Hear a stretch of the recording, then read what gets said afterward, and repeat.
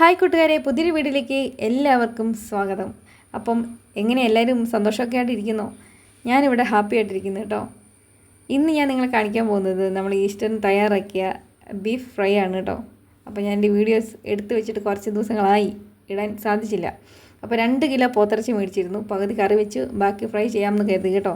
അപ്പോൾ 2 കിലോ ഞാൻ തന്നെ നുറുക്കി നന്നായിട്ട് കഴുകി വൃത്തിയായിട്ട് ഇതേ കുക്കറിലാക്കിയിട്ടുണ്ട് കേട്ടോ. പിന്നെ ആവശ്യത്തിന് ഉപ്പ് ഇട്ടിട്ടുണ്ട്. ഇനി നമുക്ക് ഇതിൻ്റെ പൊടികളൊക്കെ ഒന്ന് ചേർക്കാം. ഇത് എരിവില്ലാത്ത മുളക് പൊടിയാണ് കേട്ടോ. കൂടെ വേണമെങ്കിൽ എരിവുള്ളതും ചേർക്കാം. കാശ്മീരി മുളക് പൊടിയാണ് ചേർത്തിരിക്കുന്നത്. പിന്നെ മഞ്ഞൾപ്പൊടി,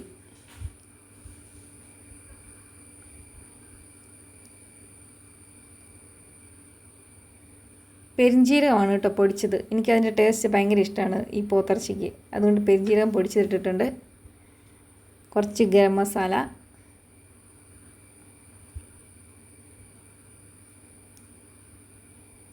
കുരുമുളക് പൊടി കേട്ടോ.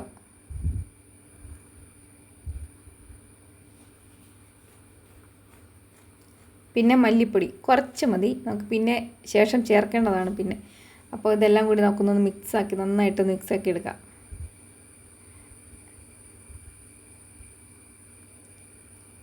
മസാല എല്ലായിടും ഒന്ന് പിടിച്ചോട്ടെ. കുറച്ച് വെള്ളം വെച്ചിട്ടുണ്ട്, ലേശം. ഇനി കുക്കർ അടച്ച് നമുക്കൊന്ന് വേവിക്കാൻ വയ്ക്കാം. കുക്കറിൽ വെക്കുന്നതാണ് ബെറ്റർ എന്ന് എനിക്ക് തോന്നുന്നു. ഗ്യാസിൻ്റെ വിലയൊക്കെ ഓർക്കുമ്പോൾ കിട്ടാനുള്ള ബുദ്ധിമുട്ടൊക്കെ ഓർക്കുമ്പോൾ കേട്ടോ. അപ്പോൾ 6 വിസിലടിച്ചിട്ടുണ്ട് കുക്കർ. എന്നിട്ട് അതിൻ്റെ ആവിയൊക്കെ പോയി തുറന്ന് നോക്കുമ്പോൾ സംഭവം വന്നിട്ടുണ്ട് കേട്ടോ. അത്യാവശ്യം നല്ല നെയ്യൊക്കെ ഉണ്ടായിരുന്നു. ആ നെയ്യ് ഞാൻ അതിനു വേണ്ടി തന്നെ മാറ്റിയിട്ടുണ്ടായിരുന്നു.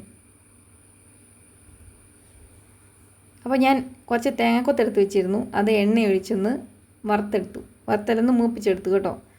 ആദ്യമേ തേങ്ങക്കൊത്തിടുന്നതിന് കാരണം അത് പെട്ടെന്ന് വെന്ത് കിട്ടാൻ വേണ്ടിയാണേ.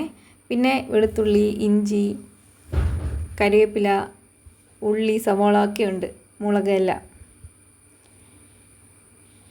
അപ്പോൾ കണ്ട് ചുമന്ന് വന്നിട്ടുണ്ട്. അപ്പോൾ നമ്മൾ വെളുത്തുള്ളി ഇട്ട് ഒന്ന് വഴറ്റിയെടുക്കാം.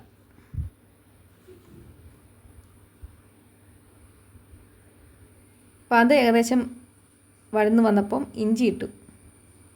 ഇതിൻ്റെ വേവ് അനുസരിച്ചാണ് കേട്ടോ പടിപടിയായിട്ട് ഇട്ടിരുന്നത്. കൃത്യം വേവ് കിട്ടാൻ വേണ്ടിയാണേ. പിന്നെ പച്ചമുളക്,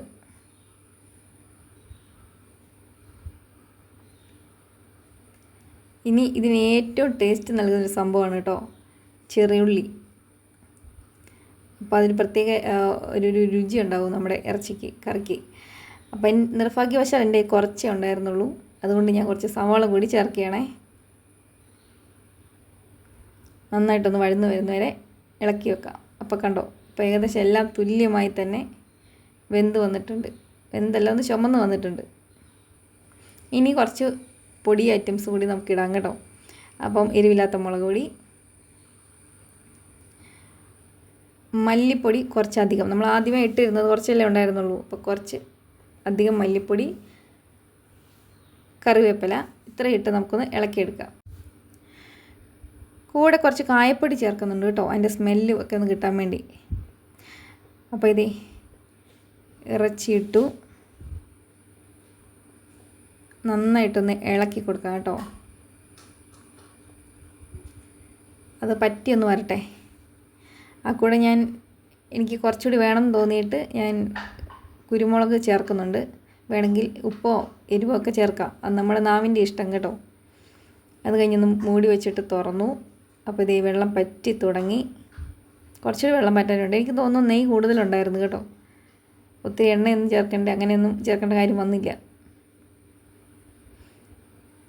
അപ്പോൾ ഒത്തിരി ഞാൻ അങ്ങോട്ട് പറ്റിച്ചെടുക്കുന്നില്ല.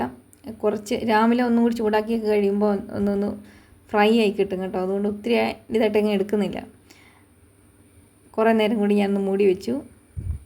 തുറന്ന് കഴിഞ്ഞപ്പം നമ്മുടെ ഫ്രൈ സെറ്റപ്പായിട്ടുണ്ട് കേട്ടോ. അപ്പോൾ എല്ലാവർക്കും ഇഷ്ടപ്പെട്ടെന്ന് കരുതുന്നു. ഇപ്പം തന്നെ കുറച്ച് ബീഫൊക്കെ മേടിച്ച് ഒന്ന് ഫ്രൈ ചെയ്ത് നോക്കൂ. ഓക്കെ, അടുത്ത വീഡിയോയിൽ കാണാം. ടാറ്റാ.